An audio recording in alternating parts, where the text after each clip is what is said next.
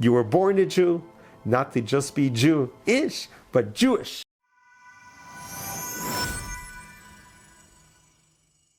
Can you just be Jew-ish? Isn't it interesting that Judaism is the only religion that you can be ish? There's no other religion that you can be ish. You can't be Christian-ish, Muslim-ish, Protestant-ish, Baptist-ish. Only Jew-ish. It's the only religion, Jew-ish. So what does it mean to be Jew-ish? Well, this is an interesting new phenomenon when people using that, I'm Jew-ish, which means, yeah, I'm a Jew, but I don't really live the life of a Jew, but also I'm Jewish. Or maybe I'm married to a Jew, that makes me Jewish. Well, it is interesting to use the word Jewish and to see what does it really mean. And you ask yourself the own question. Are you proud to be a Jew? Are you proud to stand tall and to say, yes, I am of the Jewish heritage? So what does it mean to be a Jew? And what does it mean to have Jewish pride? Well, we're living in a time and age where anti-Semitism has risen to its highest level. I live with it every day. As you can see, I'm missing 2 index fingers. So anti-Semitism is very up close and personal to me, being the survivor of the 2nd synagogue mass shooting in all of the United States of American history. So this is perhaps the right time and the right moment for you to unpack your Jewishness and no longer think that you're just Jewish. Because the reality is, when you're born a Jew, you are inherently Jewish forever. There's nothing you can do can take that away. Now, whether you're observant or non-observant, that's a different question. But that doesn't have effect on your Jewishness. If you were born to a Jewish mother, you have a Jewish legacy that goes back to 3,300 years. And you are a link in that chain. Or if you've chose to convert to Judaism, a conversion that is sanctioned, approved by the Torah tradition. If you have gone through that conversion process, your soul was originally Jewish and was just now revealed. So you too, as a Jewish convert, you are Jewish forever. There's nothing you can do to undo your Jewishness. Well, that being said, even an atheist says he doesn't believe in a God. Hey, that means there is a God, you're just saying you don't believe in it. Well, as a Jew, you are a religious Jew. No, I'm not. I don't go to synagogue. I don't follow any of the laws. How can you call me a religious Jew? Well, if you're a Jew, Jews are religion. So you're Jewish, you're a religious Jew. No, you may not be an observant Jew, but you are a Jew. Actually, I often like to say the word Judaism is not a religion.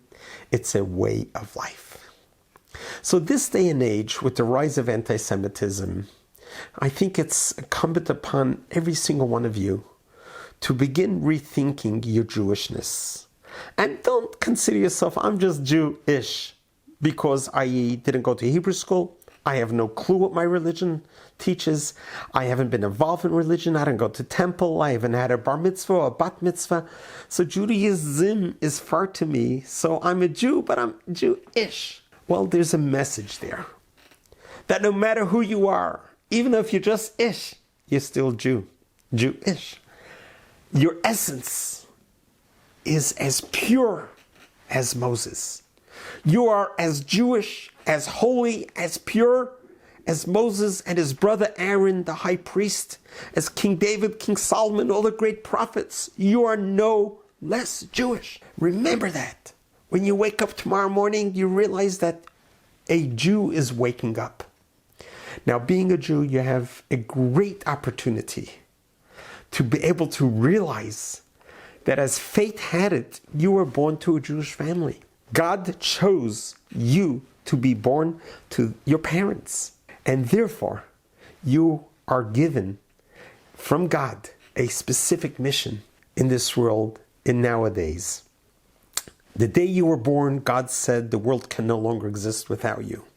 So indeed, this is you who was handpicked by God to be born in this generation to do something about it. Now, you may have been brought up to a very secular family, an assimilated family who doesn't practice Judaism at all, doesn't know what Hanukkah is, doesn't know what Yom Kippur is. It could be you grew up with that. That doesn't make a difference. You are still a Jew, and being a Jew means that you are given a responsibility. You are an ambassador of God to keep Judaism alive and to promote Judaism and to be proud about your Judaism. Now, it's never too late to really begin studying and learning about your Judaism. So you don't have to spend the rest of your life just being Jewish. Many of great sages were latecomers to Judaism. Such as an example is Rabbi Akiva. He's the author of the Talmud. He was 40 years old when he realized, I'm a Jew, but I'm just Jewish.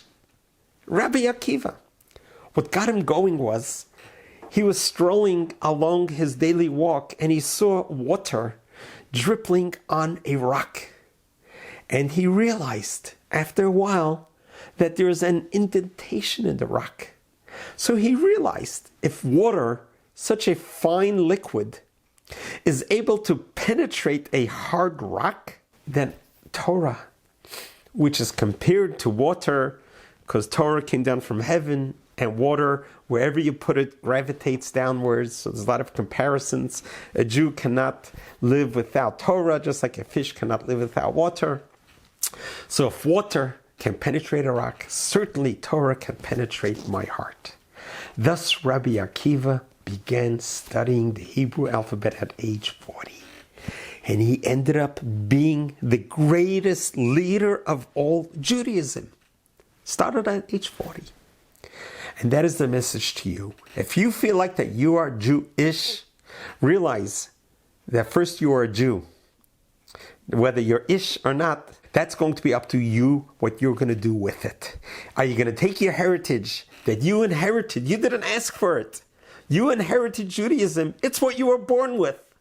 Are you going to keep it concealed and hidden? Or are you going to begin exploring and realizing, hey, my journey in this life is not going to last forever. Let me make a difference to me and my family. Let me discover my Judaism.